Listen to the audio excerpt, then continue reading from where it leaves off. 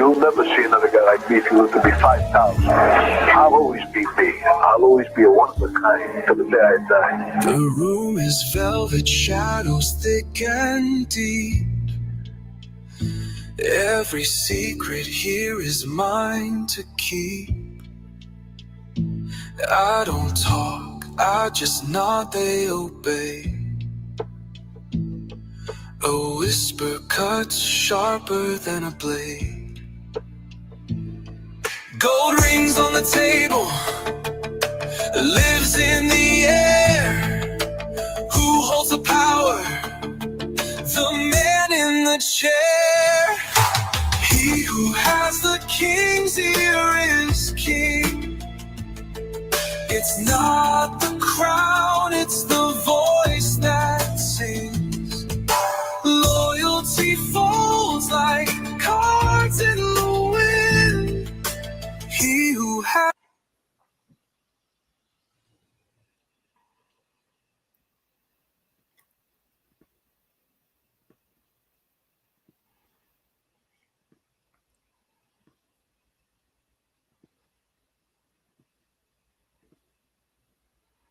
All right. I don't know what happened on that intro. Well, anyway, we are live with Louis Kasman on American Made. Louis, how are you doing, man? All right, Jesse, how are you? What's going on? Good evening, everybody. Everything's good, man. We've got about 60 people. I hope we're not going to have any technical issues. I'm not sure what was going on, but how's everything been going, man? Good. Yeah, everything's good on my end. What about you? Getting ready for the holidays and everything? Yeah, man, we've been it's been super busy here lately, you know, getting ready for the holidays and with the kids and everything. So it's been busy. All right. That's a good thing. Good. Yeah, it's good. Let's jump over here to the comments and see who we got. Harry Valentini, looking forward to a great Sunday show. Thanks for being Harry. here. Good. Sam Rothstein, me too. Let's see if the haters bring up the numbers again. Hope so. Yeah. Hey, they add to the algorithm, man. You sure do. Frankie the Fork says, have a great show, as always, Jesse and Louis. Thanks, Frankie. The Big Man should be another good one. Tin Pail TV, yo, peeps. What's up, Tin Pail from Scotland? Edward says, hello, everyone. Francisco. Let's see who else we got. Jamie, hey, everyone. Looking forward to another good show.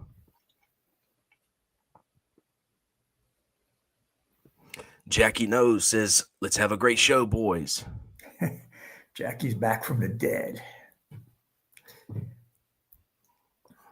think we've got about everyone here, Louis. Nancy Nicola's here. There's Nancy. Thanks for being here. She says, hey. Nancy's back. D Kaz is here. D Kaz.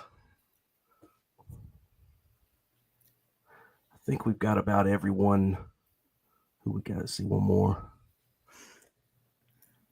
NYC House Radio. I'm over here now. Appreciate you, man. Well, Louis, we've got about 80 people. Do you have any shout outs or anything you want to say right here at the top of the show? Yeah, I just want to remind everybody to like and subscribe. And I just want to give a quick hello to Big Matt over at Belmore Fitness. And, of course, Paul, cousin Paul, and Scott Dioria. I don't know where Scotty is tonight. Hope he's okay. And DCAS, of course. Thank you for everything. If I missed anybody, it's not deliberate, but I appreciate everybody. But, you know, here on American Made, make sure you like and subscribe. Donate to the channel if you want. You know, Jesse gives the money to disabled veterans or whatever he chooses to do. So, yeah, hopefully we'll have a good show tonight. Answer all your questions. And let's get going. All right, man. And like you said, hit that like button, subscribe to the channel so you don't miss anything. Um, all right, Lewis, like you said, Christmas is approaching, and I wanted to bring up something that you and I spoke about on the phone in our many conversations that we have, something that I thought was really interesting, and that was the mafia selling Christmas trees. You sent me some stuff about that in the past, but you were also telling me something about Joseph Armon, who was a Gambino family member, a high-ranking member, and how he got his name. Can you tell that here? I thought that was Sure. cool. Well, his nickname was Joe Piney because he used to sell Christmas trees. And a lot of the wise guys used to sell Christmas trees. And so Piney used to sell the trees. And for anybody that couldn't afford the trees, Piney would give them a tree. And that's what he was good that way on the Lower East Side. And he did that. John used to do that back in the neighborhood as well. He used to, anybody that couldn't afford a tree, he would give a tree to them and send a gingerbread house over, things like that. So Christmas was big for the wise guys.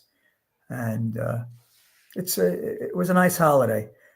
I'm not a big holiday person, especially since, John was incarcerated. But before that, holidays were big. Mike Coiro was a big holiday guy. So I used to spend a lot of the holidays with Mike and his people, his family. But, last 15, 20 years, holidays just not my thing. I'm not I don't enjoy it. And but Joe Piney, he was big in the Christmas tree business. And a lot of guys in Queens were also big in it. Where Al Tadana was on Cross Bay Boulevard, there was a big gas station there. And there was always like hundreds of trees there. And they used to sell trees there. In fact, Peter, John's son, used to sell Christmas trees. So, yeah. Yeah, I thought that was interesting because, I know that name, Joe Piney, and his affiliation with the Gambino family, but I didn't really know that that's where the nickname come from. So that's pretty interesting. And you just mentioned this a minute ago, but was it how prevalent was it, that mob guys were involved in Christmas tree lots? It was big. All the families did it. Big in the Gambinos, big in the Genevieve. All the families did it. Lucchese's. That was a big holiday. They love the holidays. Italians love the holidays. Especially Christmas, Thanksgiving. So yeah, I don't. Like now, I don't think it's a good holiday for the Gottis. Especially once the tragedy they had and things like that. But when things are good, it's a great holiday. When things are bad, it's not a good holiday. That's just the way it is, I guess, in any family, whatever religion you are. Yeah. Just as people get older, you lose loved ones, brothers, sisters, fathers, mothers, and the holidays just become a little less important, than they were, back in the day. But there's nothing like a white Christmas. I do miss this. I do miss that. Yeah. Yeah. Well, yeah, that's what I wanted to ask you too, was, how is it for you at during the holidays, thinking back, about your time with John and during that holiday season. Is that something you reflect on a lot? I do. It was big by the Bergen. It was big by the Ravenite. Like I said, holidays were big. And and John loved the holidays. He was around all his friends and all his family. That's the one thing he didn't miss with family was the holidays. And yeah, there's a what can I say? Short-lived, Jesse. Short-lived. He died at a very young age. When you look at how long people live now, Jesse. Yeah. Yeah, there's a video out there. I think it's on YouTube, but I think it was in that documentary that John Gotti Jr. was involved in. But it's a home video of Senior, the kids, the grandkids, and a Santa Claus. I don't know if you've ever seen that or not, but I have. Yeah, that was there much Christmas parties and stuff going on at that time at these clubs? Oh yeah, all the clubs had Christmas parties. All the bosses everybody had their own parties.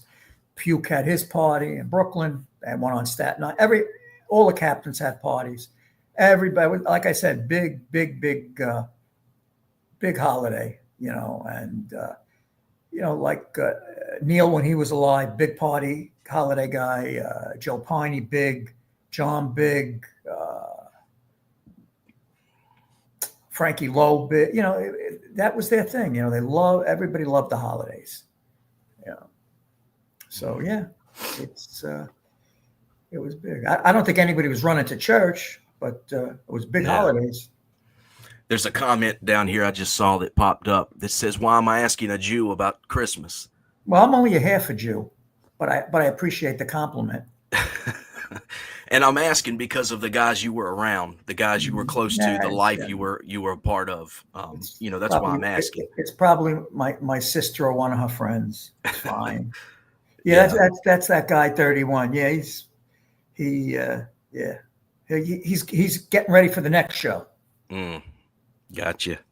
Yeah. No, I was just curious about that because I have seen where the holiday season is a big time, in the mafia with the guys, parties, Christmas trees. The article about that you sent me about, the guys selling trees in the past, what you were telling me about Joe Piney, that's that's pretty interesting. In fact, John used to send his son to my house with a gigantic gingerbread house. Huge, big, like a big dollhouse. Every Christmas, never missed a Christmas until Junior had to pay for it. Me. Then I never got it no more.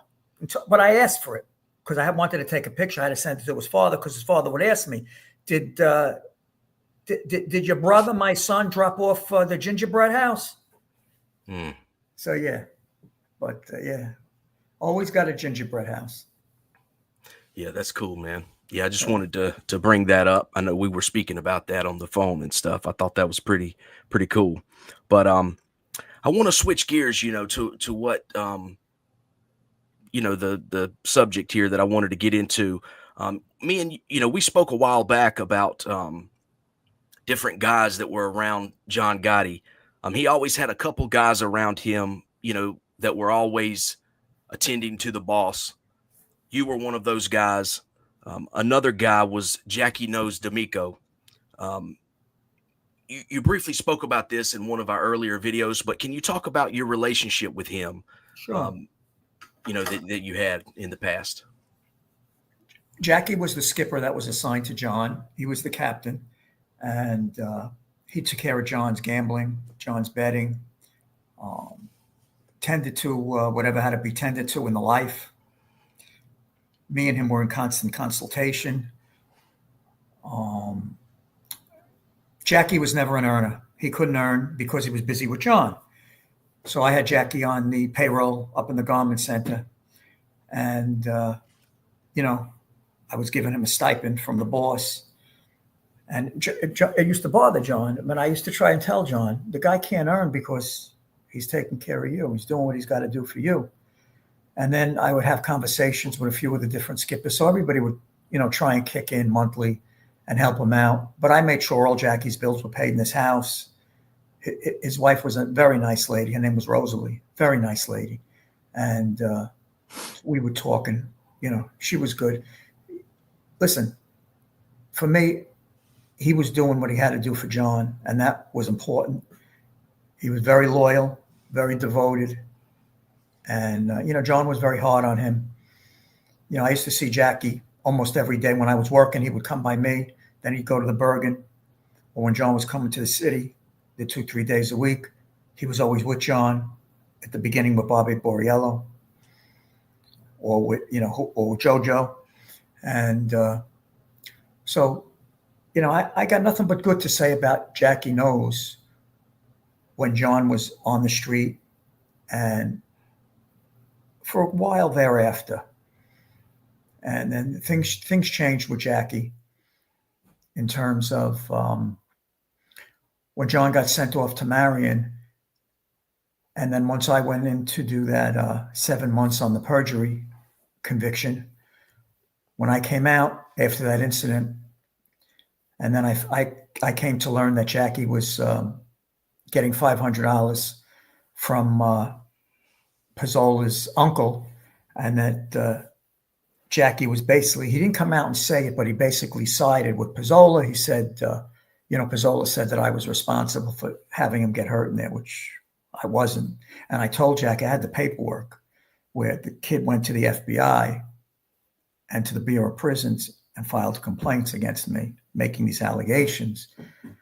And, Jackie didn't want to look at the paperwork. He didn't want to see it. And then from there, it just went progressively downhill. I would see him all the time and talk, but we didn't have that bond like we used to have.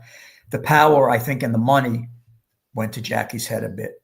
But in all fairness and all due respect, when John was on the street, Jackie was 100% loyal to John, devoted. And me, again, another one of my fantasies. We were best of friends. So I thought, like Uncle Pete, like Junior, like all these people that you're just betrayed by on a daily basis. But yeah, so, and then after the whole thing, and I'm out for a while, Jojo comes to me one day. This is when Jackie was on the committee already. And he says to me, Jackie wants to have dinner with you.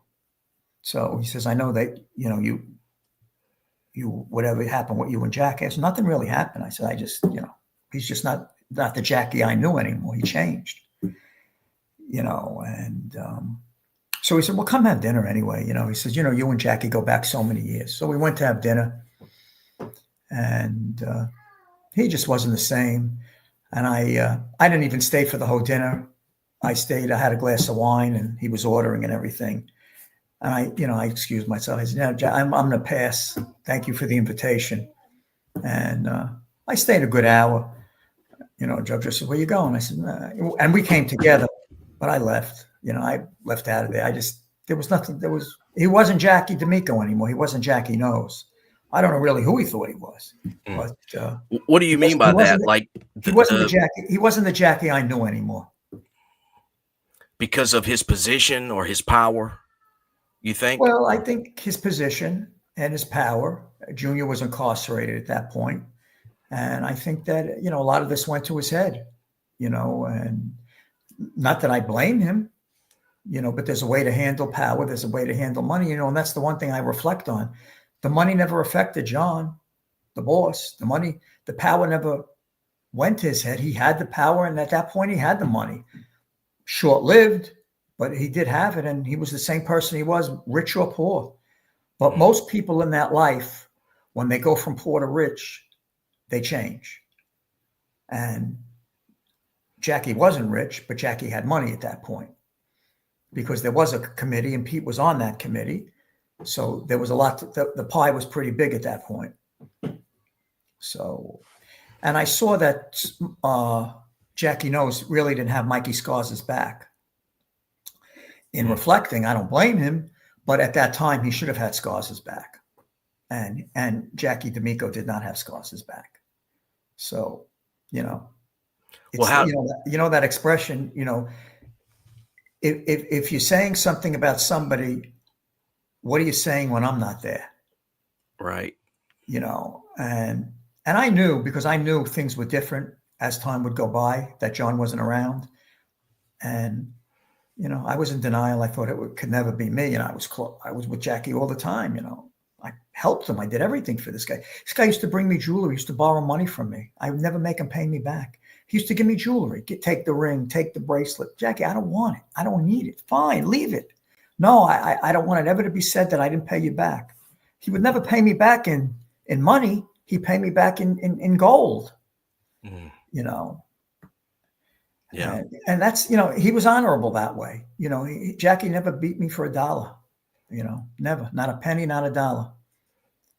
Yeah. So, well, I'm sure, like I said a minute ago, John had a few guys around him that were really close, that served the boss, that were there for the boss. You're one of them. Like I said, Jackie Knows is one of them. I'm sure that, I know you were both loyal to John, but that's got to be somewhat of a tough job. I mean, it was, let me put it this way. It was a job nobody wanted. They wanted to be around him. They wanted the power. They wanted the prestige to be there, but they never really wanted to be there. They wanted to hang out. maybe they want to go to dinner. But after dinner was over and after the last drink took place, Jackie was there, or I was there, or Junior was there. Nobody else was there. They didn't want to deal with him or deal with, John was pretty tough on Jackie D'Amico. He used to abuse him once in a while, more than once in a while. But every time we went away, Jackie was always there with me. Always, always, always. And there was no two better people for John Sr. than Jackie D'Amico and Louis Kasman. We were the best for him. We did, he wanted for nothing. Jackie could read him. I could read him. If he didn't read him, I read him, and vice versa. And Jackie had my back. I had his back. And, we all knew, we all knew what the mission was and what the job was. One day, we were at the Marriott Harbor Beach in Florida. And I said to Jackie, I said, we got to get away. It's 90 degrees out.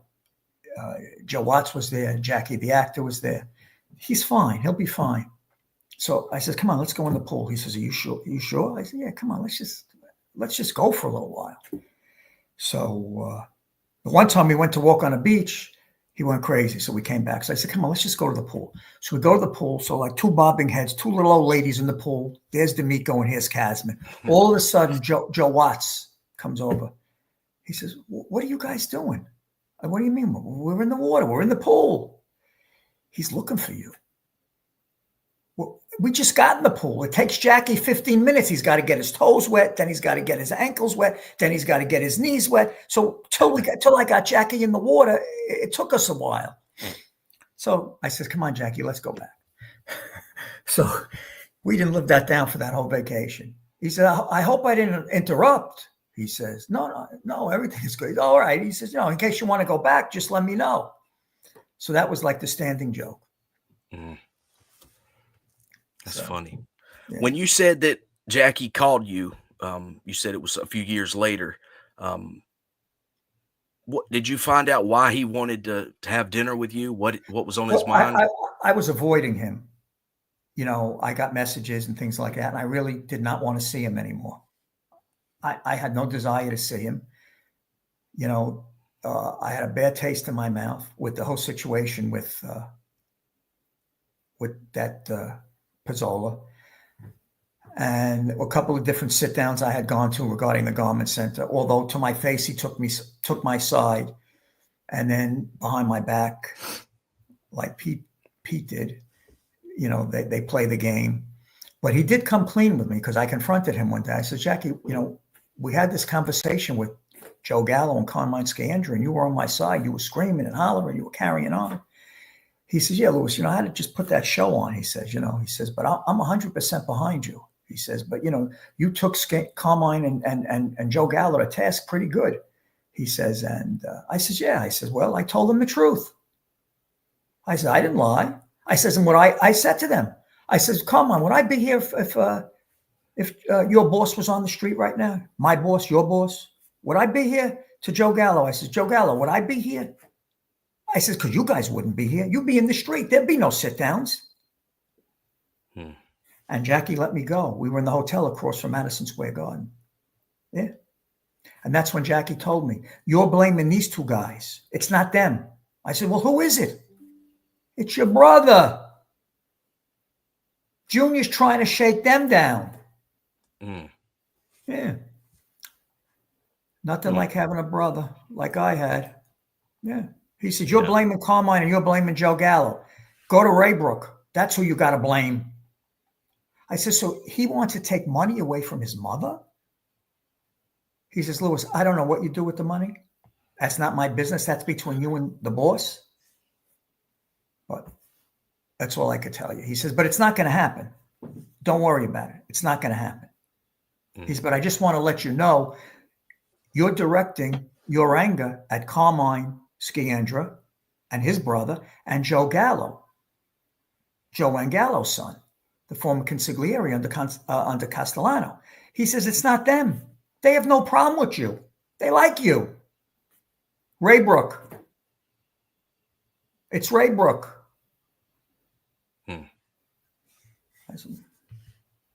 So I said, what should we do?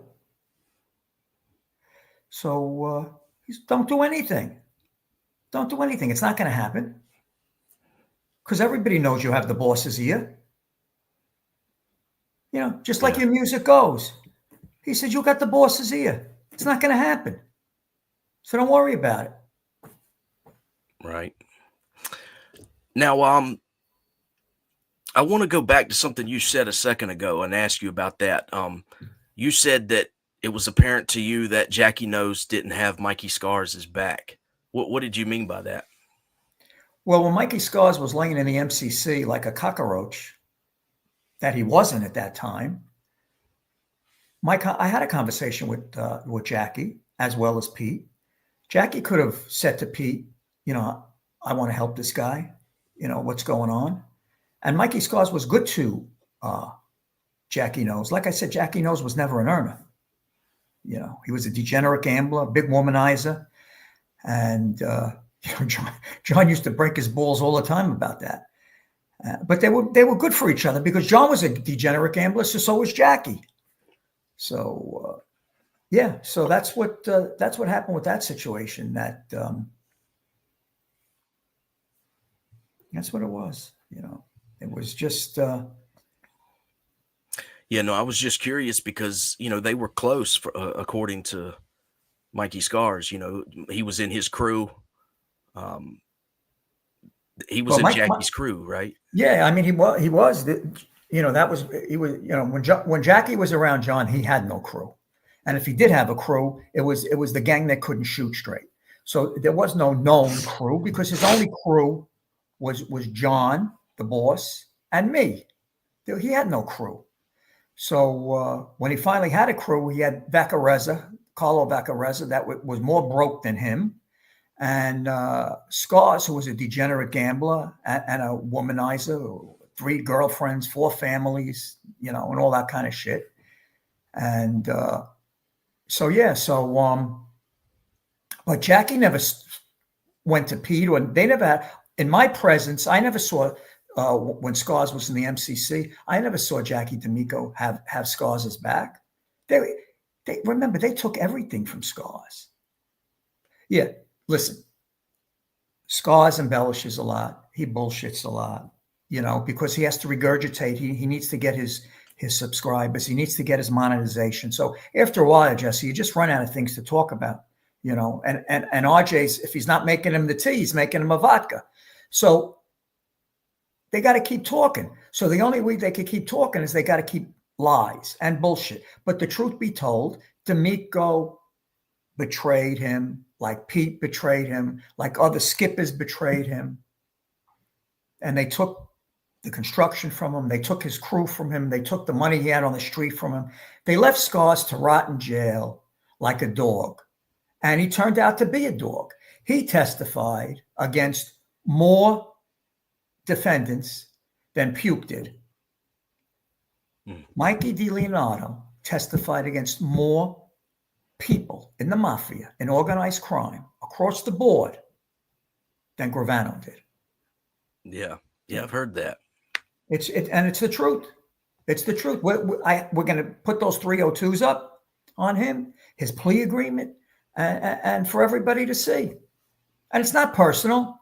You know, listen, like they left you in the MCC. It's not personal.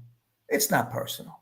In fact, I'll have Jesse send it to RJ before we put it up, so you could see that they're authentic. It's nothing personal. It's business. You know, like business, like like from construction, those envelopes that you weren't given to the boss, the baby boss and the big boss. You know those envelopes. But little boss knew about it, and so did big boss.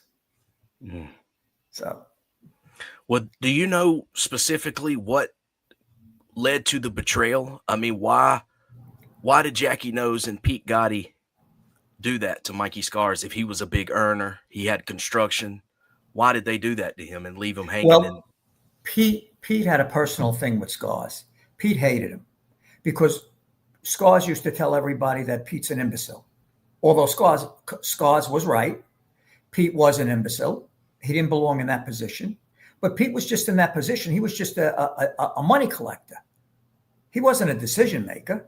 There was a committee in place, but that's all he was there for. He couldn't make a decision. He was playing tennis with Marjorie, or at the bowling alley, or at Hudson and McCoy, counting how many people I used to have there, and then sell me out to Joe Caridi and Saladini, who became a cooperating witness.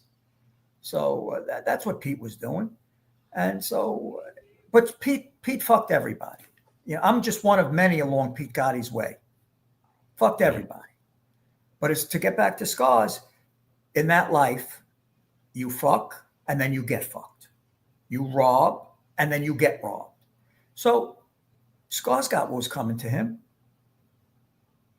But they should have got him an attorney. They should have made sure he had proper representation. That I will say. Because he did do a lot for Junior. He did. He did a lot for Junior Gotti. And Junior Gotti liked him a lot. He took him as the godfather over me against his father's orders. So he did have John Jr. had a lot of feelings for Mikey Scars. And that was besides the passing of Bobby Borriello, what Scars did was the ultimate betrayal to Junior. Ultimate betrayal. And of course, my situation. But I don't want to flatter myself because I don't think Junior ever gave a fuck for me one way or another. Because like I said, my wife didn't need anything. But he could have rang the phone. He could have went there once in a blue. Hi, what's up? He could have tried to fuck her like he did everybody else's wife. He could have done something. He could have brought a quart of milk. Yeah. But typical of Junior, all about me. All about me. But you know what? I don't feel that bad anymore because he treated his sister that way. He treated his mother that way. He treated Angel that way. He treated Peter that way. He treated everybody that way. His nieces, his nephews. We've all been victimized in some way, shape, or form. People that were close to the father, close to the boss, the real boss, not these fake bosses, not these acting bosses, not these pretend bosses, not these committee guys, a real boss who died for the cause. No compassionate release, no 92 doctors, no 7 letters from priests and rabbis. A man that died of head, neck, and throat cancer and wanted nothing. Anything that he got because of his daughter, Vicky, and because of me. Nobody else. Nobody else. And he asked for nothing. He asked for nothing. And his son, Peter, who lived out there with a fish tank for almost a year. These are the people that cared about him. It's nice to have dinner with the boss, nice to be seen with the boss, nice to hang out with the boss. But it's the people that count. When you're incarcerated, when you're sick, and when you're alone. Those are the people that you find who matter to you. Peter Gotti, Victoria Gotti, Louis Kasman. His brother Pete used to go. Yeah, he went. That I will say. Junior would have went if he wasn't in Raybrook, but he used to go when he was in Marion religiously. You find out who your friends are, And people will say, well, John wrote me a letter. Listen, John lived his incarceration through his mail. You have to be there to understand how this man lived. He lived doing time in a door cage, in a kennel, and it was a kennel. So don't complain, all you people that did 10 years and 5. You did 10 years in population. He did 10 years in a kennel. Okay? You had your friends. You had people around you. You had your phone calls. You had your visits on a regular basis. He never had physical contact with any of his family members from the time he left the MCC till the time he went to Springfield. Nobody, no physical contact with anybody in Marion. Everything was through the glass. That's how John J. Gotti did his time. Alone in a door kennel. Actually, the door kennels are a little bit bigger than he was in. They're air conditioned. They have a drain in the floor.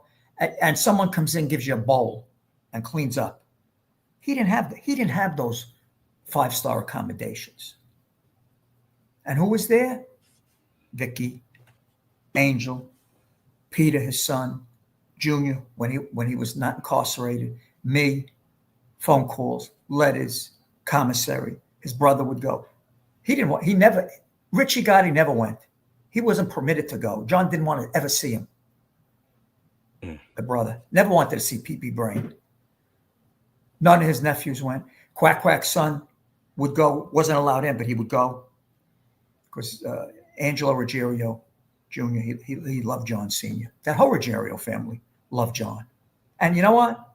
Truth be told, he loved them too. And, holidays are just not my thing, Jesse. The more I do the shows with you, it takes me a day or two to get back to myself because I stir up all this shit in me, all this anger, all this hostility, all this hurt. When I do the look back and all these phonies, all these liars and these frauds and these traitors, a couple of good people though. Ronnie Trucchio loved the boss. Boss loved him. Jojo loved him. Boss loved him. Joseph Carrazzo, the attorney, loyal, devoted. Thank God for Joseph Carrazzo, the lawyer. Always went. Moment's notice, always went. John Jr. hated Joseph Carrazzo Jr. and Sr. Don't ask me why. Maybe politics. I could see politics with the father, but he had no beef with the son. So, like I said, Junior had issues with anybody close to the father. Ali Liza hated him, abused him. Bruce Cutler hated him, abused him. Louis Kasman, jealous of him, loved him, hated him when he saw him. When he needed money, when he needed checks, loved him. My brother, love you, my brother. Yeah. It's a pattern. It's a pattern. Yes, I don't know who he took after. Nothing like his father. Nothing like his father. We went on vacation. Yeah, I would pay for all the vacations. If we got home on a Saturday, and he was not an early riser, Sunday morning, my phone was ringing. Where are you? I'm coming. I figured you're sleeping. No, come down. I would walk in the door. I said, we just got in. We just landed. Or if he would take the train back. And he says, no. He says, you take this. I said, John, you're not going to beat me for the money. It's good. No, he says, don't touch that. Just take this. Yeah. If we got it on Saturday, Sunday by 12 o'clock, he had to square up with me. Don't ask me why. That's just who he was. That's the kind of man he was. Yeah. Rich or poor, he paid his bills. That's who he was. Never beat anybody. Never be. You find me one. I don't care. You haters, you dogs that come on here. You bring me proof. Somebody that he owed money to that he beat. Never happened. Now, if Junior had every dollar, or Vicky or Angel had every dollar that he loaned people, now they probably have another $1 million back to their name. Mm-hmm. So, but back then I liked the holidays. Now I don't like the holidays. Yeah. To your point a minute ago about how these shows affect you and stuff, I know they have a big impact on you. We speak afterwards and the next day, and I try to remind people of that, as we do these shows, because this was your life that you lived, and I know it has a huge impact on you. Bring it, because you're thinking about things that you haven't thought about in a while, and talking about it brings it up. So I know it has a big impact on you. When you were talking about, go ahead, Louis. You know why it has a big impact? Because it was real. It was part of my life for a lot of years, over 20 years. From the time I was a kid till the whole period of time where he was a boss. That whole period is from the time he was incarcerated till the time he died. That I woke up to that. I went to bed to that. In my house, I had an office, big office, fax machines, multiple telephone lines, all for him. The lawyers, the doctors. That was my day. Or when I was in the city in the garment center, there was one fax machine specifically. That's when fax machines were big, the physical machines, just for his stuff. My guy was going to the post office all day, express mail for whatever had to go out to Marion. Or I'd have Bruce Cutler send it under attorney-client privileged communication. So, yeah. that's how I spent my days, making sure that everything that could be done for him was done for him. And I did a pretty good job, I have to say. Yeah. Yeah, before we've been going about 40 minutes. We've got about 270 people. Make sure you hit that like button and subscribe to the channel. Before we jump over to the comments and the questions, Lewis, you spoke about John Gotti Jr. there a minute ago. You talked about the holidays coming up. What are some things that really stick with you, that bothers you when you look back all these years later? I miss it was always when you always had a good feeling. I always had a good feeling around him. Safe, comfortable. A lot of guys were not comfortable. But when you're not lying and you're not stealing and you're not robbing and you're not hiding anything, you can be comfortable. And and that's how that's how I gelled with him. That's how me and him vibed. And I'm not going to get into my personal conversations that I had with him for my time with him, but that's how it was. It was natural. It was honest. He didn't always agree with me. I didn't always agree with him, but we did it respectfully. And I miss that. And that'll never be replaced because I didn't come from a good home. I had a decent mother, but I didn't have a good father. I had a terrible stepfather. And, thank God for Mike Coiro and thank God for him. So, yeah. And the holidays, were big. Mike used to put up a big fake Christmas tree in his house, a white one with red lights, because Mike lived next door to me. So there was always stuff there, and his wife, Stephanie, would cook. And it was just nice. My grandfather was Italian, but my grandfather lived in Florida. And so once my grandfather moved, when we lived in Staten Island, my grandfather lived with me. And once he moved to Florida, then we didn't celebrate Christmas that often. And once I moved to Long Island, and Mike was there, so we did celebrate Christmas again. Because my mother used to like Christmas and stuff like that. So, just, when you're around someone that, cares and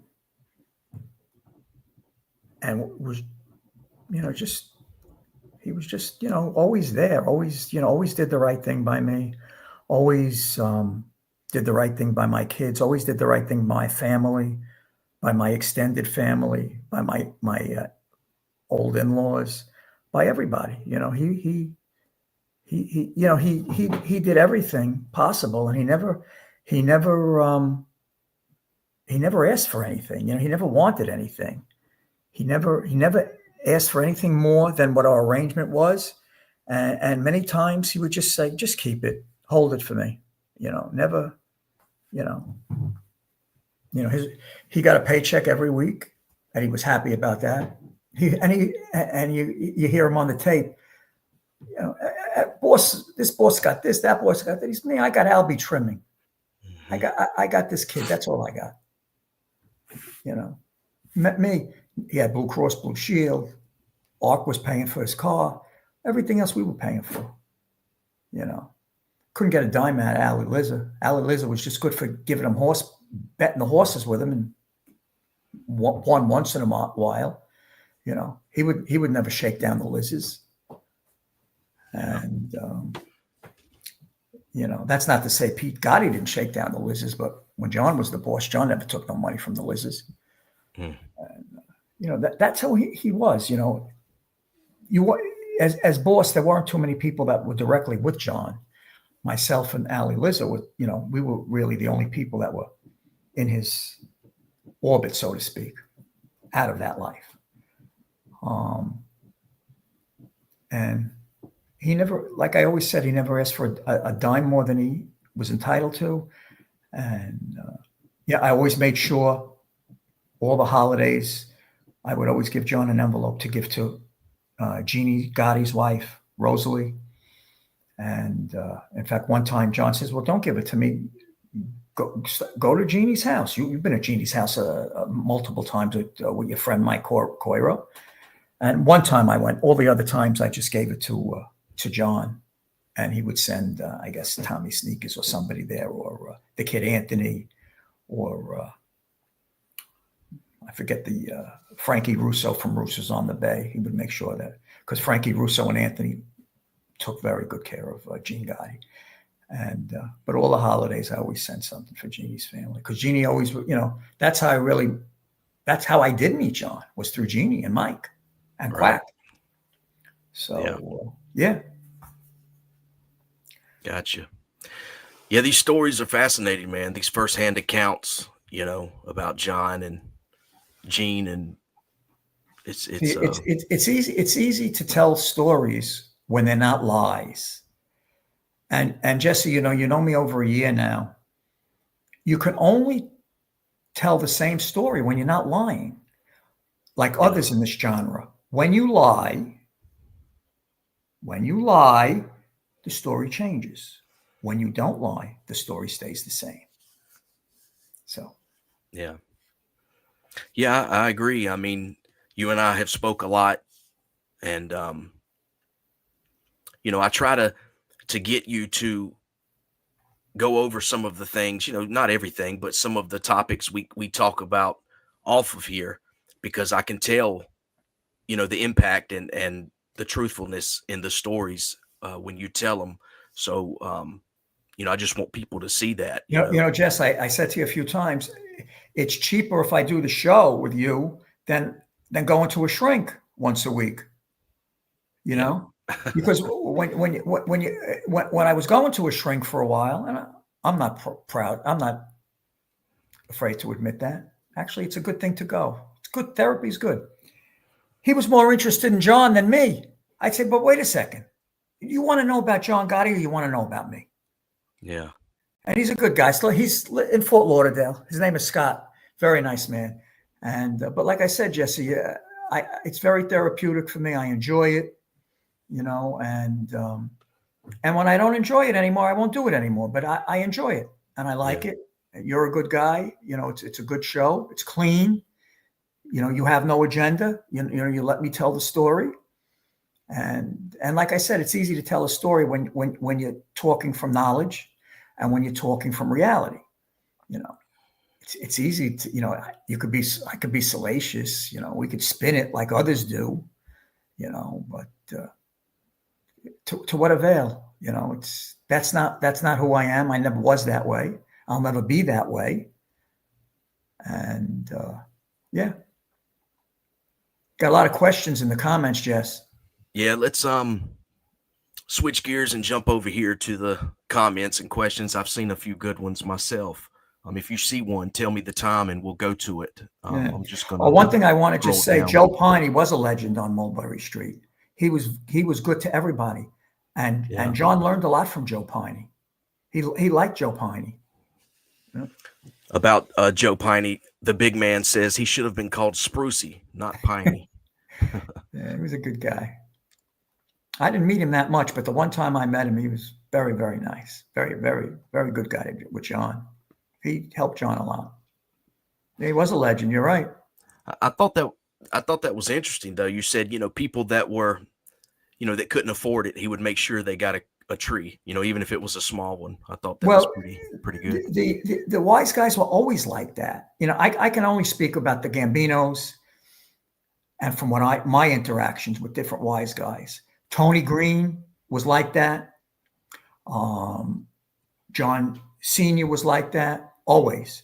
And John Jr. to some extent, begrudgingly, used to try, a lot of his guys that weren't earning or didn't have, John Jr. made sure that everybody, had.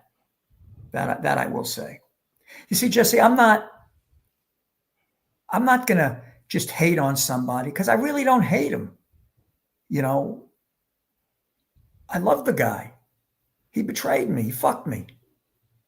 Otherwise I had his back all the time. I was in his council, got him out of several messes he was involved in with his father and others.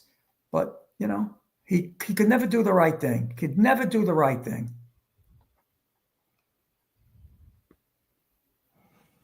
G Shippy says Jersey guys were big with the Christmas trees. True. Nancy Nicole says, yes, I remember the Christmas tree sales in the Bronx.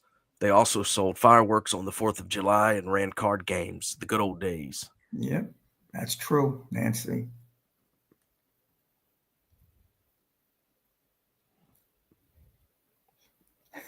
Ricky Dickinson says, Lewis, what are you weighing these days? Angel looks like she could pin me. Angel could always pin me, but I lost a lot of weight, and I'm feeling pretty good. But that quick weight loss, very dangerous. Be careful. Be careful on those injectables. Yeah.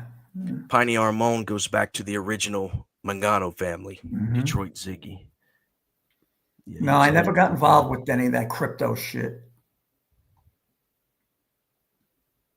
Hey, Mo Green, did John want to move out of Howard Beach? Yeah, he did.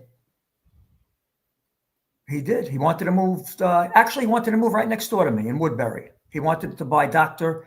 Ken Martucci's house on my block on Nome Drive, knock it down, and build a big brand new house. But Mrs. G didn't want to leave Howard Beach. Yeah, Piney was the acting consigliere under Big Paul, 100%. This comment says Dom Shikali is going to bankrupt all his followers for Christmas. He's like the Grinch who stole Christmas. I hope not.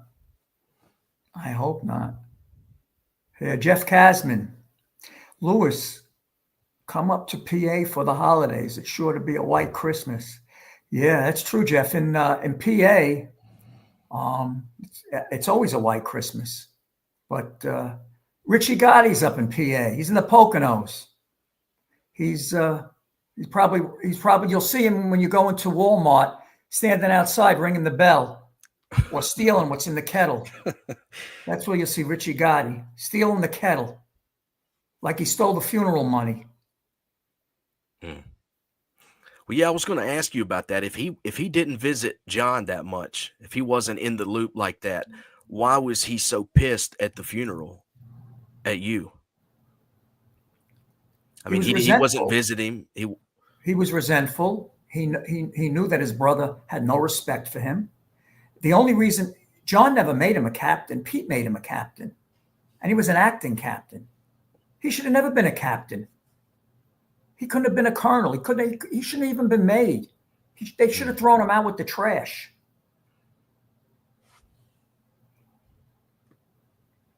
Sam Rothstein says, in that Christmas video at John's house, everyone was on eggshells. That particular one, yeah. John got better with age, like a bottle of wine. He's seasoned. Got to thank Tommy Gambino for that. Tommy was a very instrumental in that aspect about John and family and that. Tommy played a big role in that. Puppet Master says, being Jewish is a compliment, dummy. They have the truth on how to live a happy, successful life. Oh, thank you, Puppet Master.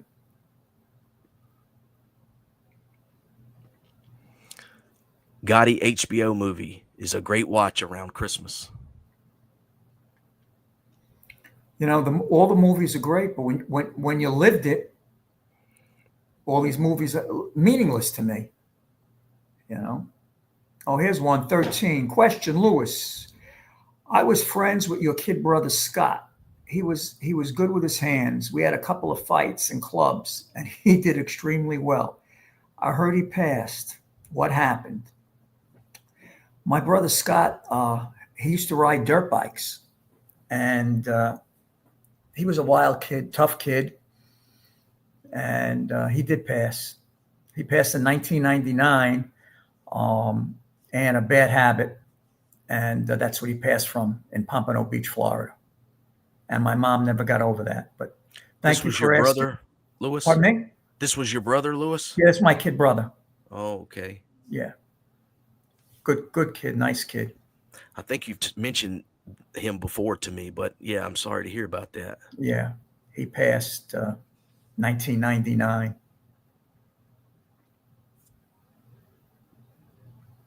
Puppet Master says, I understand Junior's jealousy. It's his dad and John going to you first for advice. Not your problem, though. You're right, Puppet Master, but John Sr. had that Machiavellian personality, so he wanted me and Junior to be close, but not too close. And he wanted Junior to be close with me, but not too close. That was just his shtick, as they say. But had to love him for it, though. 604 Flex says, hi, were you around Captain Mario Traina? He was an old timer around that time. He was second generation Gambino member. Tommy Gambino. Yeah, his brother Joseph was in the Garment Center. Joe Gambino, he also passed away of brain cancer. He was in the Garment Center. He used to run the day-to-day operations of, what the fuck? He used to run the day-to-day operations of Consolidated Carriers for Tommy. I knew Joe very, very well. In fact, Joe's son, who's now a real estate broker, worked for me for a day, selling trimmings.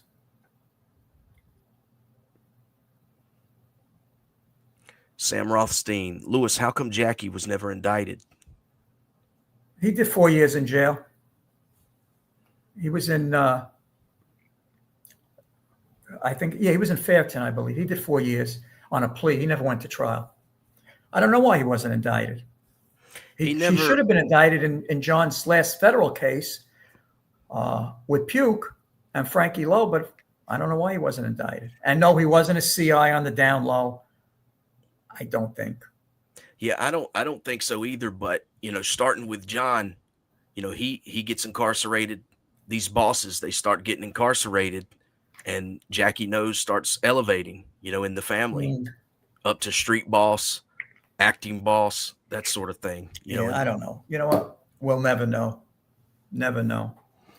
No, I mean, whatever he was doing, he stayed below the radar. Exactly. And these other people that were out front, they kept getting, knocked down, and he continued to elevate.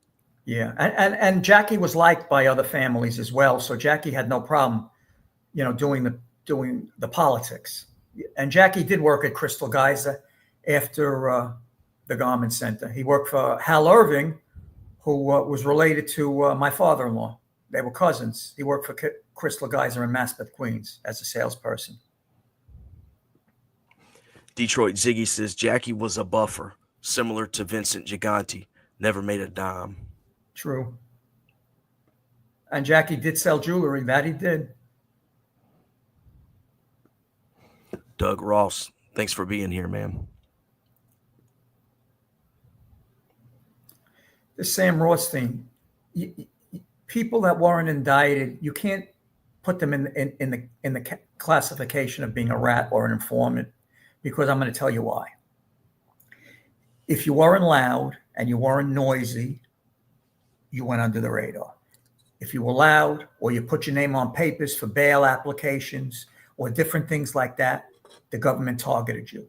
It was Gleason. It was the Eastern District. Whoever was out there being noisy, they targeted.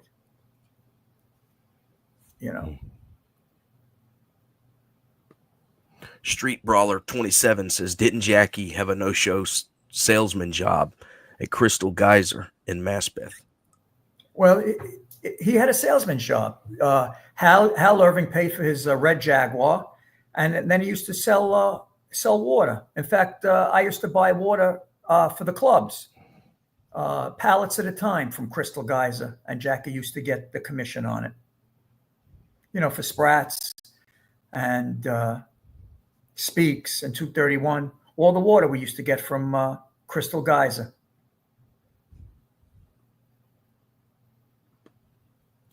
D-Kaz says, Lewis, did the Gambinos have any interest in the garment shops in Chinatown? They controlled 90% of them. And the other 10% was Genovese and Lucchese.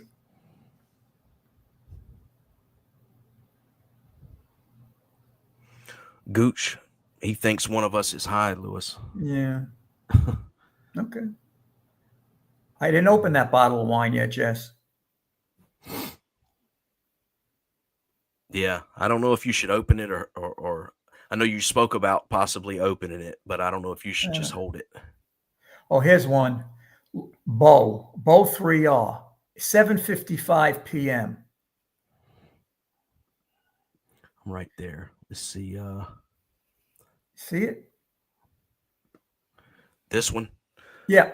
Bo says, Lewis, did John ever physically discipline you? John A. Light said Gotti told Willie Boyd to give him a spanking after a club altercation. John never disciplined me physically. A few times verbally.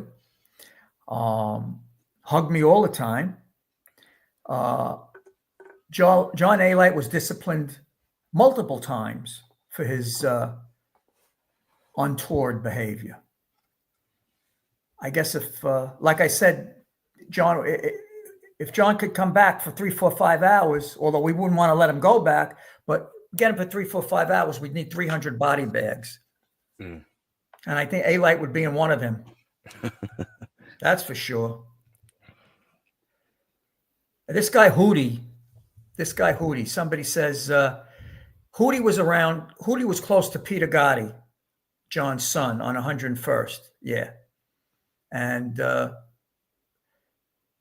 Hootie never put his hands on Peter Jr. Never. Peter Jr. was a tough kid, so I don't know where you got that, Gooch. Never. Frank the Fork says, any update on the presidential pardon? Nothing. It's in. It's filed. Jason says, did you ever eat at Sparks Steakhouse? I did. I was there with Jojo Carrazzo, Michael Roccamundi, Joseph Carrazzo, and all those guys. Ronnie One Arm's son was there. A whole bunch of them. They took me out. Jojo took me, and they happened to be there because Jojo liked to be around young guys. And he was a part of that crew. They were part of his crew. Here's what Puppet Master. What was Sal Franco like? Sal Franco, 757. A man's man. Great guy. I used to see him maybe once a week, every other week at Stella's in Floral Park. Every time I would be there, he picked up my dinner tab, picked up my mother's dinner tab. Just great guy. And so respectful. How's the boss? Send my regards, send my love. Just great guy. Good question, Puppet Master. Gooch says, sounds like Jackie was going to clip you. Nah, never. Nobody was clipping me. I never said Jackie was an informant, Puppet Master, so fuck off. I never said that. I never put that label on somebody, okay? People that have 302s, they're rats. They're cooperators. People that proffer, they're cooperators. They're rats. Jackie's not any of those. So, that's not good. Yeah. Damn Funk says, Lewis, you ever go to Joe Watt's compound down in the Keys? His compound wasn't in the Keys. And no, I never went to his compound where it was located.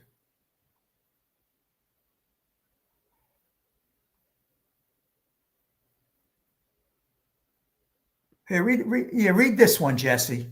Which one? I know who that's from. The one I've pulled up? Yeah. Let's go Mets. How can someone who robs, steals, and murder be your best friend? Must be you were scared shit out of these low-life mobsters.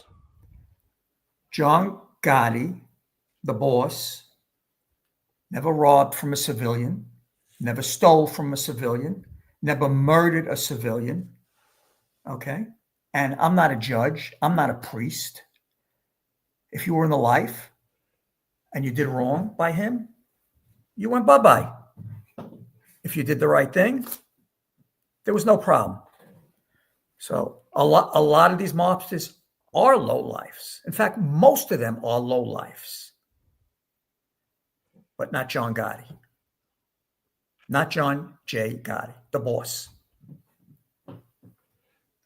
What else, Jess? See if we got some more. Oh, here's one. Lewis, 808. This is a stupid one, but we'll respond. 808. Did you know Joey Molino paid for the suit Reggiano Jr.'s father was buried in? I don't know Joey Molino. I don't want to know Joey Molino. And no, he did not pay for Fat Andy's suit. Anthony Jr. took care of all that. So that's all bullshit. Where do you people come up with this stuff? You can't even make this shit up.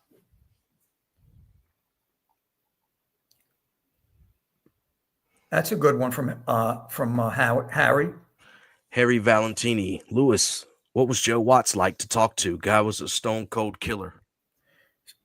Harry, he, I used to speak with him. Me and him had no problems, and he was a stone cold killer. Did a lot of work.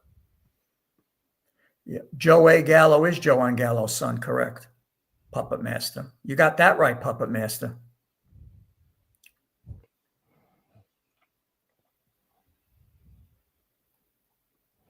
I think Francisco was replying to someone, but he says, I think he was talking about Pete tried to kill Sammy's kid, Gerard. Did you ever hear about anything like that?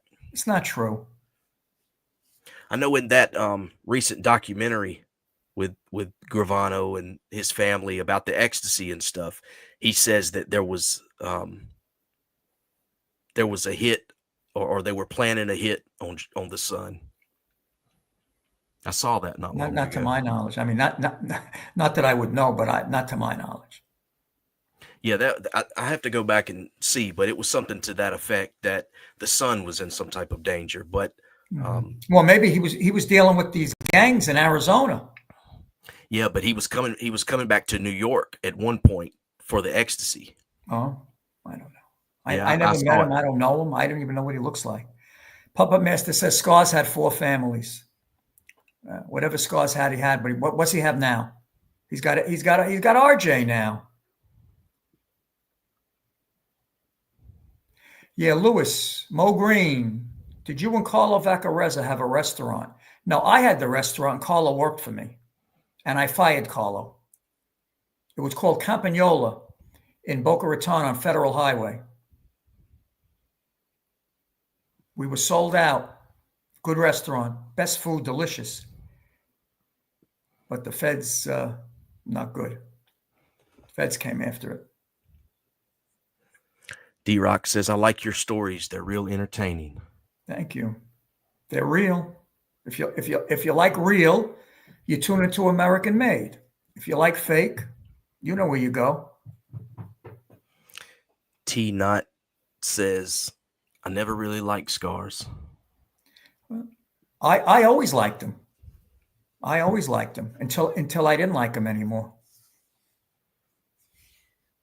Yeah, Lewis, like you've always say about me, I don't have an agenda one way or the other, but I have noticed in the comments that a lot of people, they question Mikey Scars a lot more. For a while there, people didn't really question him or anything, but I think because nobody was challenging him. Nobody has the knowledge that I have. And intellectual people and a lot of the street guys that come into the chat, they know. They were there. They know where I was. So they know. Like I said, if you want to hear bullshit, some people stay on it. They have programs for 2 hours and they talk about nothing. Other people regurgitate. If you want facts and you want your question answered properly, respectfully, it's American Made on Sundays. Like and subscribe. And if you want to donate, donate. If you don't want to, don't donate. Whatever you give, Jesse gives to the veterans. Other people give it to dogs. We give it to veterans. They need it more than dogs need it. That's right, Lewis. We've got about almost 280 people. So, yeah, donate if you can. Hit that like button. Here's one at 8:07. After you're done with that. He's Doug Ross is referring to Scars. He says 80-something men he talked on. Correct. Here's 60 flex at 8:07 p.m. Starts with Pete.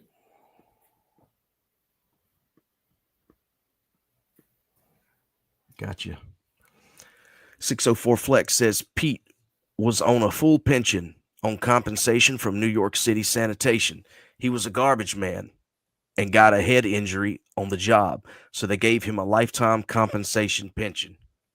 That's right. Pete was getting a pension from the fire department, from the sanitation department, and when Kitty divorced him, her alimony was his pension. Pete signed over his full pension to his wife, Kitty. He was a garbage man, and he got a head injury. Maybe that explains it all. But I think the head injury just exacerbated his mental capacity.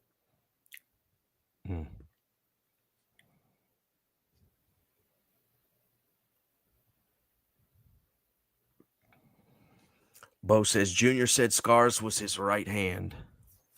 I think he was his left hand.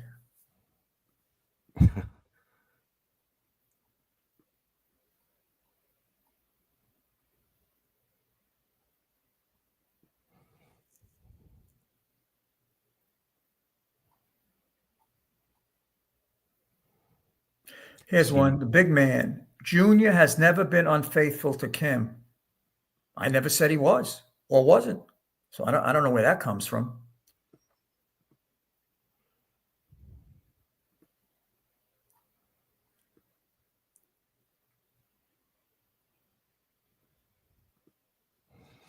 Gooch says, didn't you claim to have dinner with Nose after you were outed as a rat, Lewis? First of all, it's such a stupid question. But would Jackie Nose want to have dinner with me if I was a rat or I was outed as a rat? So your question is stupid.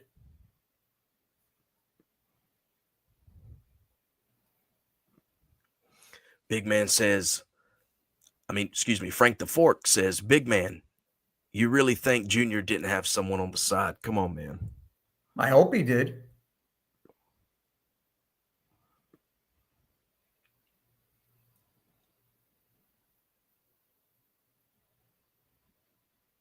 Puppet Master has a good one here, Jess. 809. That's a good one. Is it this one, Lewis? Yeah. He had to learn on his own, believe it or not. And Lewis, Mikey Scars, Tommy Sneakers, A-Light were the only ones who taught him. No, I think you said it right at the beginning. Junior is the type of person, he likes to learn on his own because Junior thinks everybody has an agenda. Scars had an agenda.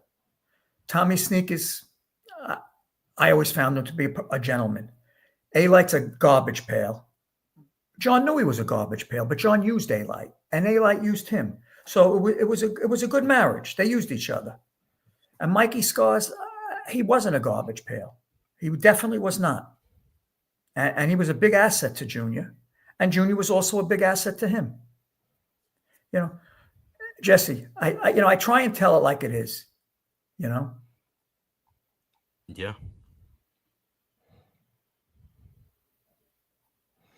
T-Knot says, do you think soft mobsters like Dom Shikali would last under a John Gotti type leader? No.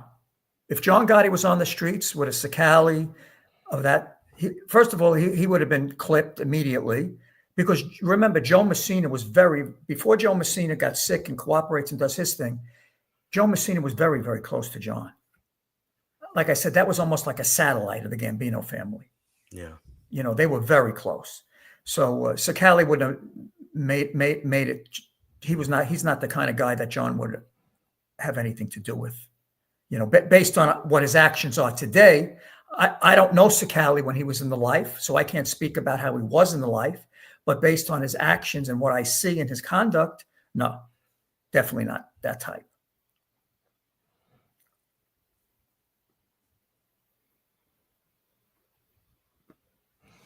Puppet Master says Gotti was the type of boss to say, figure it out on your own. Lewis is being modest about the amount of power Lewis, had back then. I was young. I knew the amount of power I had. I never wanted to abuse it. When I had to abuse it, or when I had to put my chest out, I did. With Tommy Gambino, with Joe Angallo's son, with Carmine Sciandra and his brother, because those were the people I would deal with. When I had to, I did. When I didn't have to. It wasn't necessary. But when, as they say, and it's funny because sometimes John would find out about it. He would say to me, so who'd you bother today? Who were you? Who used to? He used to say, who would you give orders to today? Who were you being the boss with today? Yeah. Doug Ross says it makes me feel sick to my stomach as well, the way they treated John Sr. F the DOJ. They need to be held accountable, Jesse, but they never will. No, they never will. No, the BOP and the DOJ, will never be held accountable. You look at a degenerate lowlife like an Epstein, and you look at his procurer, his pimp, Giselle Maxwell, who they moved from Florida, a camp in Florida, to a better camp. So they say a camp is a camp, jail is a jail. And she's getting all this extra treatment. It's who you know, not what you know. Yeah. But in her case, it's what you know. Yeah. She knows too much. And like I said, Epstein didn't commit suicide on his own. He had help. If he did commit suicide, he was either murdered or he committed suicide. I don't know how you could commit suicide in the MCC, because there's nothing to commit suicide unless you bang your head on the floor. But they're investigating it. Well, I mean, to get on that for just a second, didn't the tape that Kash Patel and the FBI put out, it was missing like a minute? It was missing. What do they think people are going to say when they watch a tape and there's a minute missing from it? I mean, I don't think they cared, because Epstein had too much on everybody. He knew too much. He had documents. He had pictures. He had everything. So nobody was going to. They were glad that the guards either killed him or he offed himself. And like I've said many times, back then the surveillance was not as good as it is today, but they did have cameras all over that place. So yeah. I find it hard to believe. Yeah. Scott says, so what you're saying is you should be paying Jesse for being your therapist. I should. No, I don't know about that. But like I said, I know it's, we get into things on here that you haven't spoke about in a long time, Puppet Master says, Lewis, you had John's good ear. Junior had the other one. No, we both had John's good ear, in all fairness to Junior. Junior did what he was capable of, but his first priority was money. He didn't take after his father. Leonard LaRocca says, awesome show, guys. Thank you. Lewis, we've been going about an hour and 20 minutes. We've got about 280 people watching. Do you want to get to a couple more? Yeah, let's do a few more. We don't leave anybody out, Jess. All right. Yeah, let me know if you see a good one. Mo Green says, Lewis, write a book. You will get it all out. I'm more of a verbal kind of person, Mo. So I'm more of a, I like to verbalize what I have to say. Dom Calandra, Jesse Decaz, get this man a media room. Yeah, it's okay. Keeping it real. I don't have nothing behind me. Tonight I put a collared shirt on. I don't want anybody to, don't you anybody start a GoFundMe for me. Jesse, if anybody starts a GoFundMe, take it down. Looking dapper. Yeah. And it's funny, John used to say that to me. He says, do you own a suit? I would say, yeah. He said, well, why don't you wear it? That's funny.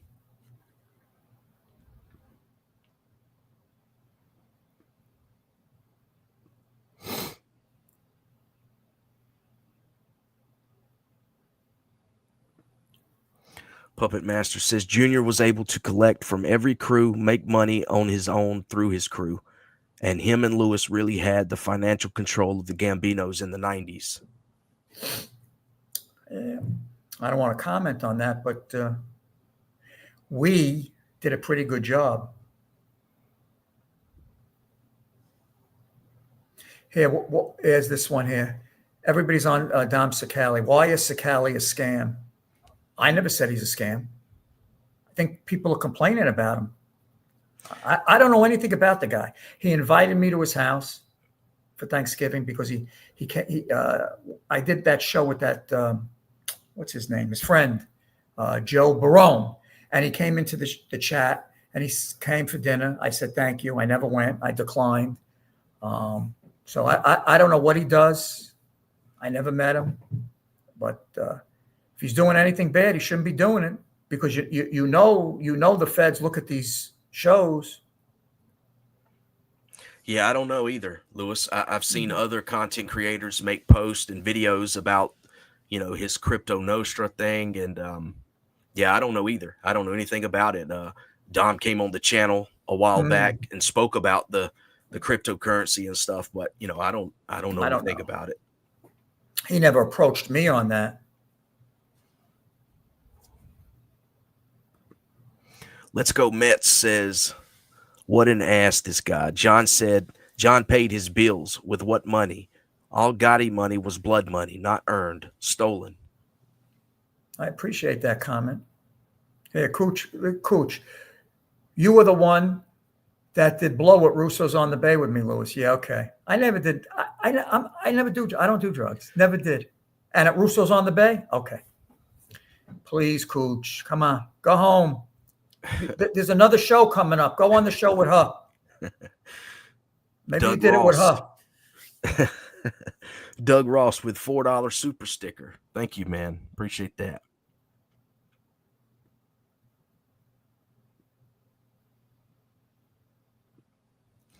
Sarah says, is Franchise a rat? I don't know what he is. Ask him. He's on YouTube. Go in his chat.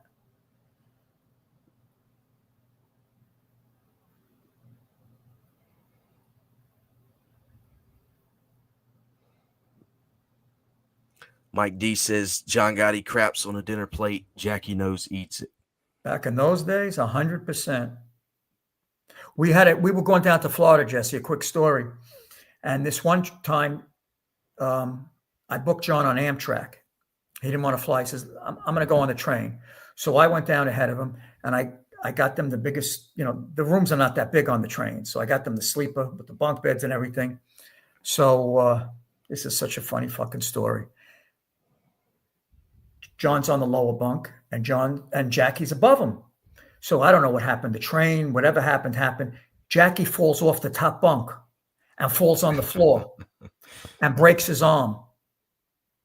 So they get to Florida and Jackie comes off the train all banged up. I said, Jackie, what happened? He says, Lewis, I slipped. I fell off the top bunk and my arm is broke. So John, that's where we got the name Cripple from. So John says, Lewis, take this cripple to the fucking hospital and get him fixed. I said, John, you can't fix Jackie. You got to take him just the way he is. So we had to go to Broward General. And that was one of our trips to Florida. Jackie fell off the top shelf. And it was so funny. Joe Watts abused him. Jackie, the actor, abused him. It was crazy. That's funny. Mo Green says, Lewis, if John had beaten that last case, would his wife have tried to persuade him to slow down or even retire? No, Mo. His wife didn't have that type of influence over him. And you got to remember, everybody loved what John was doing. Everybody loved the boss. Everybody was tuned into the TVs, his wife, the kids, everybody. We all loved it. I would be the first to say, yeah, retire. No, we loved it. We all loved the power. We all loved the prestige back then. To be around John Gotti, come on, didn't get any better than that.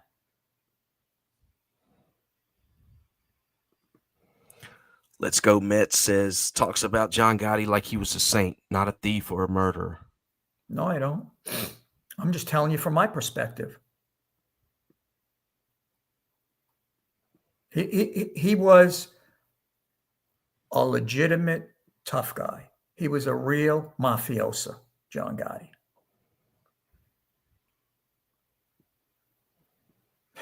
Yeah, Sam Rothstein says, Lewis, did the local NYPD officers treat John with respect? 100%. They used to call him the boss. He got pulled over one day in Queens on 101st Avenue, and the cop apologized to him for pulling him over. John used to go crazy. All the wise guys used to get PBA cards, you know, those police cards, get out of ticket cards free. And so John would say to them, why do you guys get, what's with these fucking PBA cards? So I used to say to him, you want a PBA card? He would laugh. He said, I can't believe it. Made guys running around with PBA cards. Yeah.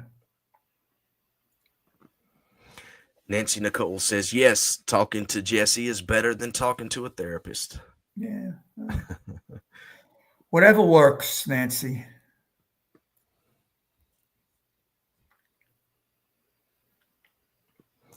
Pinty Studios says, in the past, you've mentioned that John met Sophia Loren down in Florida. Did you and John run into or hung out with any other celebrities? Sophia Loren, Whitney Houston, her son, Ponte, last name Ponte. Who else? Oh, so many people. A lot of the Florida billionaires would meet him and come say hello whenever we were in any of the restaurants. Everybody. Wherever we were, there was a stir.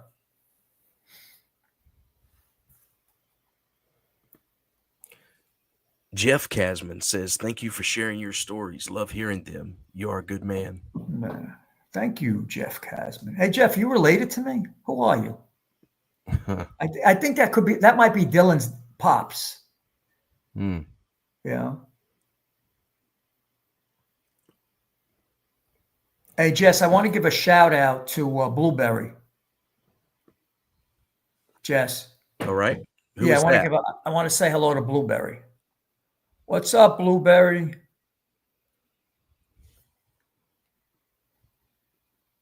I didn't know Spiro, no. Who is that, Lewis? Just someone you know?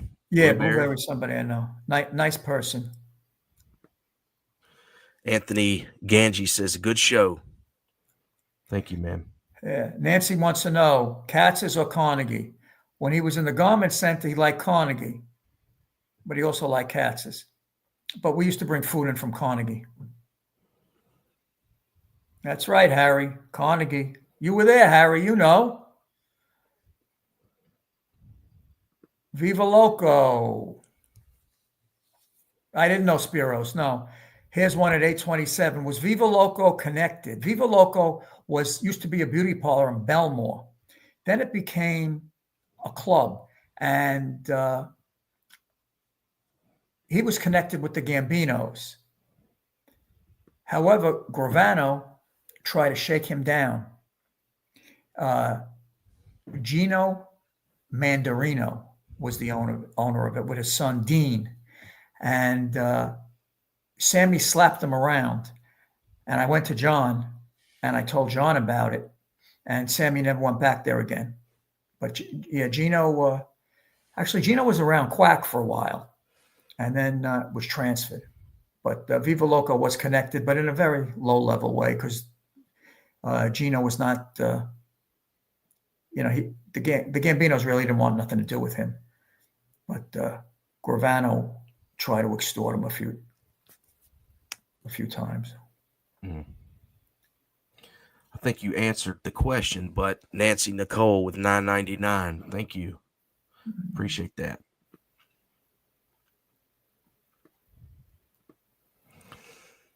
NYC House Radio Great show, fellas.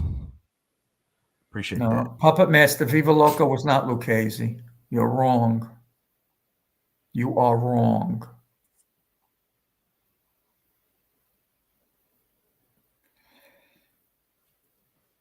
No, Dominic Sicali was never made. No.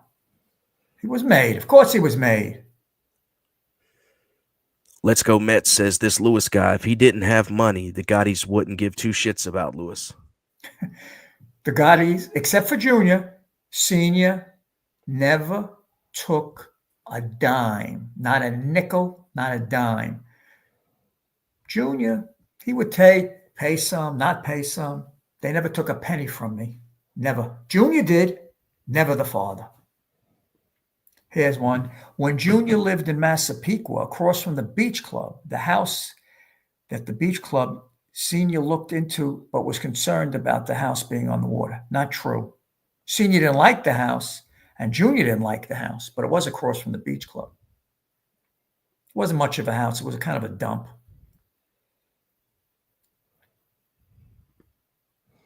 Bill Jordan says Pete should have never been a boss either, but I understand John wanted to keep the power.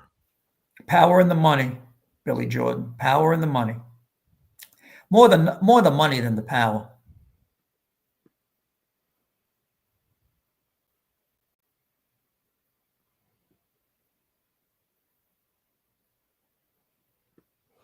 Cowboy Outlaw says, did you know Frank Cali?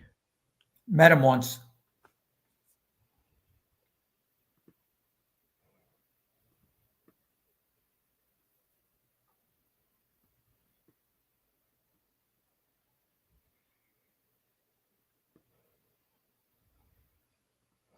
You see anything, Lewis?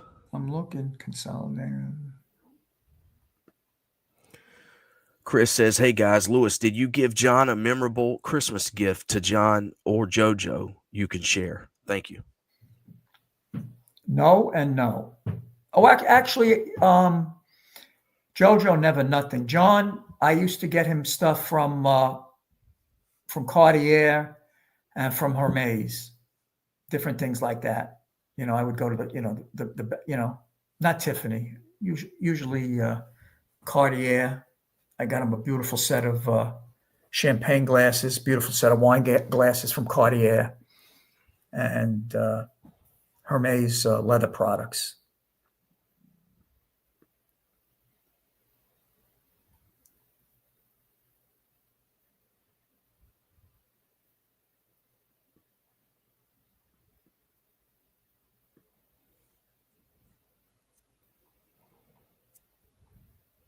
Okay.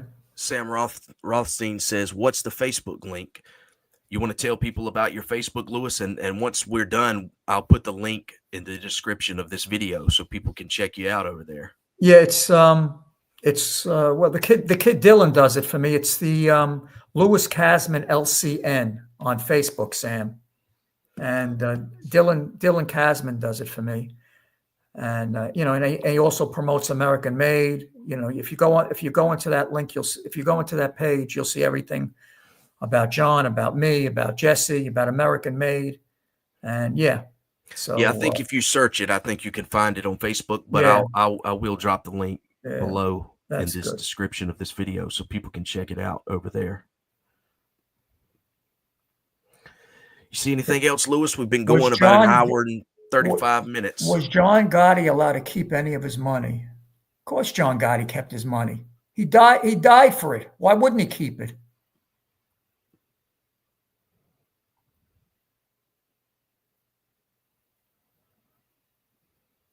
Puppet Master. What about Marty Colin? I got him thrown off the bench here in Florida. He's a crooked judge. Martin Colin, yeah. Pinty Studios says another great show. Thank you. D-Cast, great show tonight, Jesse. Yeah. Thank you, man.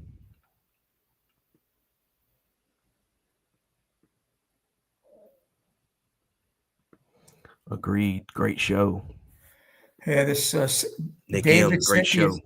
Thank you. David Cynthia said she lost $50K investing with Sicali. I don't believe it, but okay. If you did, I feel bad. What can I tell you?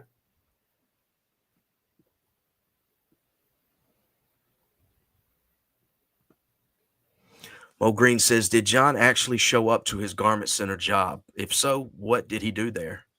Mo Green, he showed up 2-3 days a week, and his presence did it all.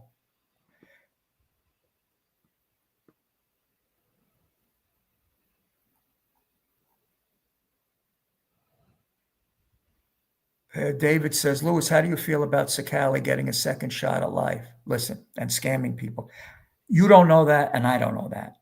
If he did do that, he's a foolish man because he's going to go to jail. And you don't want to go to jail as a rat, and a known rat. So he'll be in PC for however long he's jail. But I don't know that, and you don't know that. So let's not put that jacket on the guy.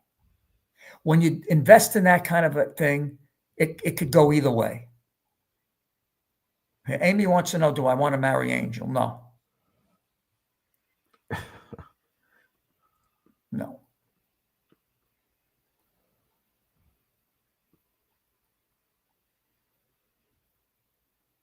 A lot of people in here with this Dom Sakali stuff, Jesse. Yeah, I see that, man. I don't I'll have to look into it because other than speaking with him on the channel and him promoting it, I don't know anything about it. So no, I don't either. Would Angel be allowed to have her show if John was alive today? No, she wouldn't have no show. She'd be home in her house with her granddaughter. No, John Gotti never invested in real estate.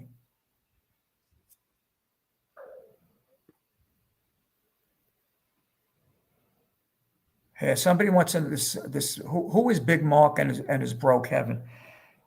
This Big Mark, all the years I'm around John, I never met him. But he speaks. I don't know him. I never met him. But from what I've inquired and from what I heard, he was chased. So that's all I know. Good, not bad. I don't know anything about the guy.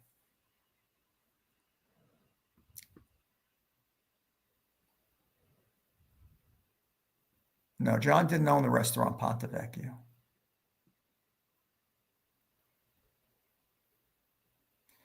Destroyed Siggy. Read this one, Jess. 852. There's some good ones in here. 852. Let's see.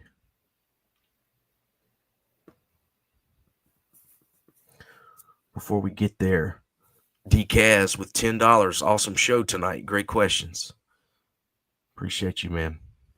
What was that number, Lewis? Detroit Siggy. Yeah, 852. Let's throw it up here. Let's see. 852.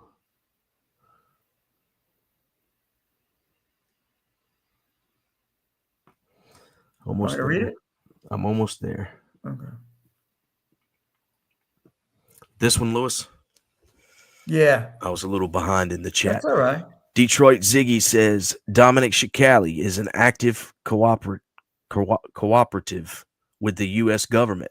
Therefore, any crimes or misdemeanors he commits, Mr. Shikali has full immunity. Not true. He's got nothing to tell them. He's done. He's over. Old. Not true. If he commits more crimes, that's on him. Like I said, I don't know that he is. If he is, he's a foolish man. Oh, here's one from Pinty Studios, 853.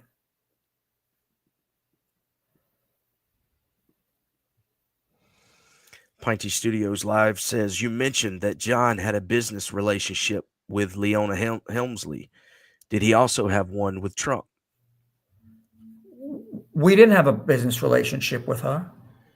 She was a friend. We made the wedding there. And then we developed somewhat of a business relationship with her. She was purchasing some goods from us in the garment center. And John had nothing to do with Trump back then.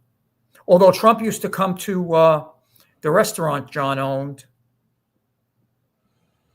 That he used to do.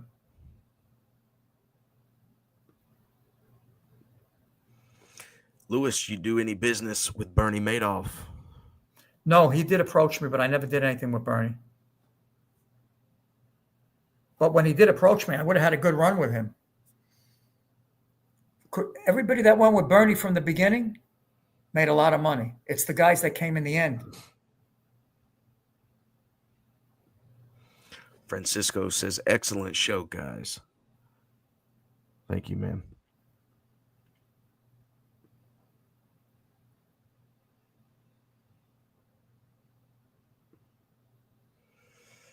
CJ says, Lewis is a smart guy. He sniffed out the BS with Shikali quickly.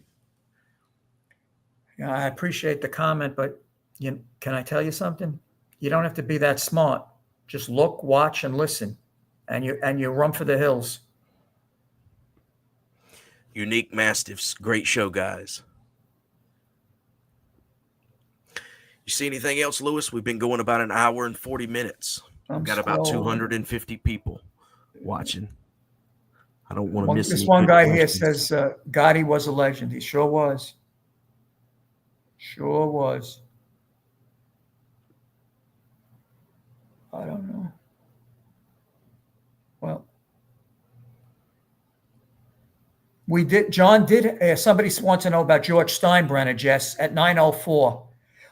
We were never on his yacht, but we went to a few Met games and George was there. And George used to reach out when he had tickets, either to Carlo Vaccarezza or to me, to invite John to the Met game, to the Yankee games. My bad, Yankee games. That's true. But John was never. Yeah, look at this. Gooch says this guy's a cokehead. Thank you. And Jeff Kasman says Blueberry is awesome. You make sure, Jeff, you take care of Blueberry. You take care of Dylan. Otherwise, you know what's going to happen to you, Jeff. Harry Valentini says, I heard a story that when Matthew Broderick and Marlon Brando were in the neighborhood making The Freshman, they stopped into the Bergen or Ravenite and played cards with John. It's possible, but I did hear, I mean, I don't remember the details, but I did hear that Marlon Brando came to see John at one point. I'll have to look. I heard that up. But I'm not aware of it personally. John never told me that, and I was never present when that took place. Gooch says this guy Hootie, who I don't know, never met him, is a legend. Maybe in his own mind. Anybody that could hang around with that other low-life garbage pail from that other family there, got to be a low-life. Super Korean Zombie says, Lewis, you mentioned earlier John abused Jackie.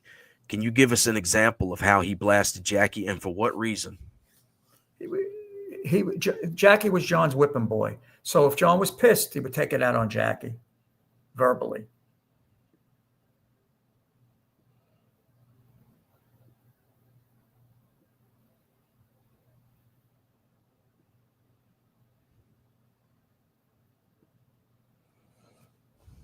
Yeah, here's one. Lewis, 8908.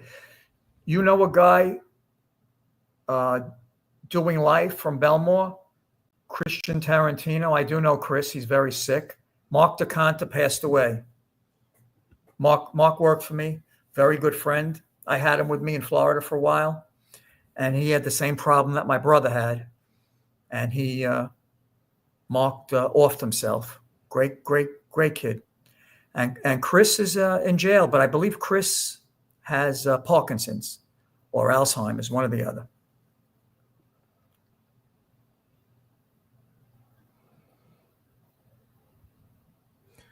All right, Lewis. I don't see anything else, man. No, all the same. Well, man, I think we've covered a lot of topics. We really got into Jackie Knows, which people are interested in him, but there's really not too many people that can give a firsthand account of Jackie and how it was being there for John. Mm-hmm. Before we here's one we should hear. DeMayo Crew 666 915. Gleason and the FBI never once spoke out loud about finding or getting a hold of John's fortune. Never. Why? Because they never got it. They never found it.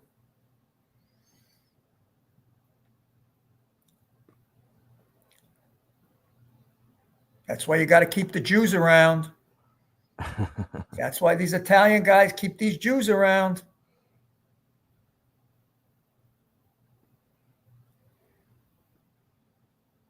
All right, Jess, I'm going to go have my tea. And yeah, so next Sunday, next Sunday, 7:30. Yep. Anything Remind in everybody closing to you like want to and add?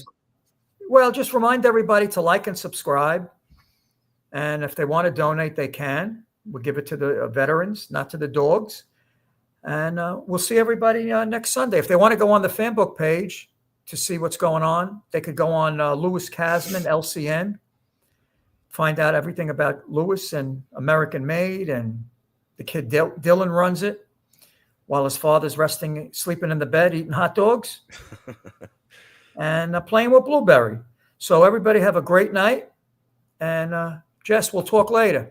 All right, man. Sounds good. Thanks again. Okay. Thank you. All right, man.